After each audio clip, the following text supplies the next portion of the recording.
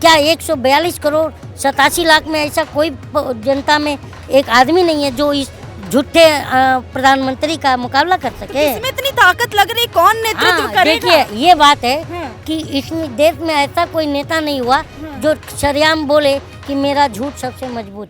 नमस्कार दोस्तों, बहुत बहुत स्वागत है आपका। न्यूज़ एक्सप्रेस 24 देखना शुरू कर चुके हैं। मैं आप लोगों के साथ शालिनी पांडे। इनको आप शायद जानते ही होंगे, इनके कई गाने सोशल मीडिया पर खूब वायरल हो रहे हैं। सरकार पर भी कटाक्ष करते हुए कई मर्तबा आपने इनको देखा होगा। आज ये यहाँ पर पहलवानों का जो धरना प्रदर्शन चल रहा है, इसी में आए हुए हैं।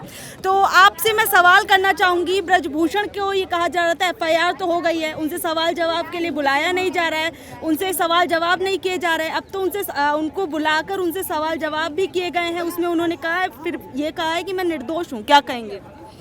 अब ये मैं क्या कहूँगा, मैं तो किसी को दोषी और अपराधी मैं तय करने वाला तो हूँ नहीं, उसके लिए तो जुडिशरी है।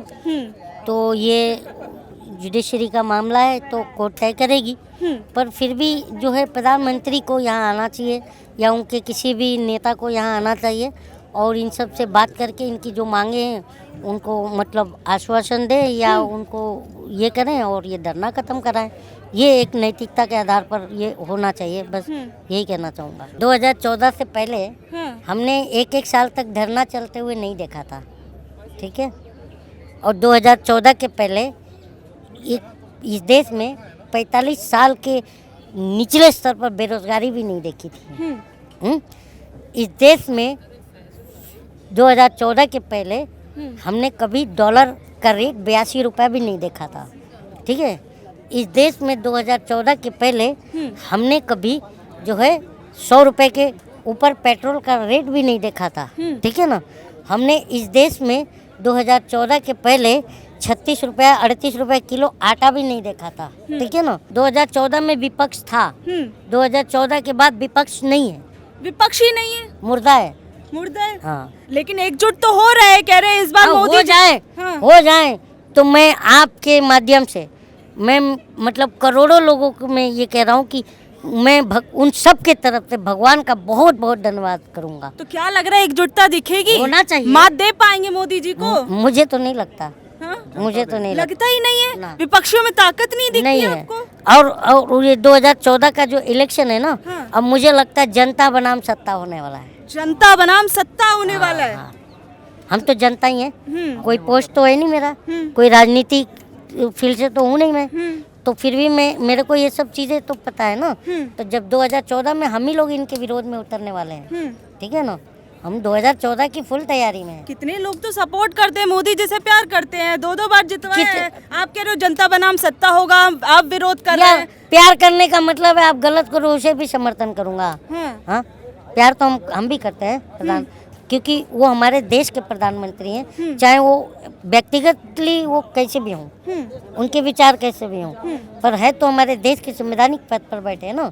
तो हम उन्हें ऐसा नहीं है कि हम प्यार नहीं करते, लेकिन सवाल अगर हम पूछते हैं तो उन्हें बुरा लगता है या उनके भक्तों को बुरा लगता है, नहीं लगना चाहिए। क्योंकि ये हमारा कॉन्स्टिट्यूशनल राइट्स है कि मैं प्रधानमंत्री से सवाल करूं, क्योंकि मैंने सवाल भारत के प्रधानमंत्री से करना है, क्योंकि मैं भारतीय हूं। तो भारत के प्रधानमंत्री से सवाल करूंगा, न कि युगांडा के प्रधानमंत्री से करूंगा। देखिए, मुंशी प्रेमचंद जी ने भी कहा था कि सिंहासन खाली करो, अब जनता आ रही है। तो ये 24 में इनको मेरी तरफ से संदेश है कि सिंहासन खाली करो कि अब जनता आ रही है। जनता तो आ रही है, लेकिन जनता किसको बिठाएगी फिर? किसको देख रही, फिर बिठाएगी किसको? जनता हमको बिठा देगी, मुझे बिठा देगी, आपको बिठा देगी। हम ही तो जनता हैं। क्या 142 करोड़ 87 लाख में ऐसा कोई जनता में एक आदमी नहीं है जो इस झूठे प्रधानमंत्री का मुकाबला कर सके? तो इसमें इतनी ताकत लग रही, कौन नेतृत्व करेगा? देखिए ये बात है कि इसमें देश में ऐसा कोई नेता नहीं हुआ जो शरेआम बोले कि मेरा झूठ सबसे मजबूत। मेरा झूठ सबसे मजबूत कोई नेता नहीं हुआ, ऐसा कोई नेता नहीं हुआ। चलिए, तो आपको लगता है कि जो ये इंसाफ की लड़ाई चल रही है, इसमें कब तक इंसाफ मिलेगा या फिर कुछ और? देखिए, जब हम बचपन में स्कूल पढ़ रहे थे ना, तो 15 अगस्त का जब टाइम आता था तो झंडा फहराते तो हम लालच में जाते थे कि लड्डू मिलेगा, और छोटे थे, दिमाग नहीं था। तो सांस्कृतिक कार्यक्रम होता था, तो हमें भी कार्यक्रम में भाग लेते थे और मैंने खुद लिया हुआ है। एग्जाम्पल चाहिए तो हम देंगे आपको। जी जी। तो हमें गाना गाते थे हम, तो पहले पुराने गाने या तो किसी से लिखवा लेते थे कि भैया हमारा कार्यक्रम है स्कूल में तो कुछ लिख के दो, तो लिख के देते थे। तो उस समय भी हम गाते थे कि इंसाफ की डगर पे बच्चों दिखाओ चल के, ये देश है तुम्हारा नेता तुम्ही हो कल के। तो प्रधानमंत्री के लिए मैं बोल रहा हूँ कि देश में बच्चे प्रधानमंत्री को दौड़ा सकते हैं वडनगर तक अगर गलत काम करेंगे तो। ऐसा नहीं है कि प्रधानमंत्री ही ये 50 साल के लिए आ गए हैं। कोई देखिए सत्ता जो है ना किसी की भी कायम की नहीं होती है, याद रखना। आप किसी भी धर्म में चले जाइएगा, जब जब बुराई बढ़ता है, जबकि मैं गीता भी पढ़ता हूँ, लोग सोचते होंगे कि ये ऐसा नहीं है। गीता सार बोलता है यदा यदा ही धर्म से ग्लानिर्भूति भारत।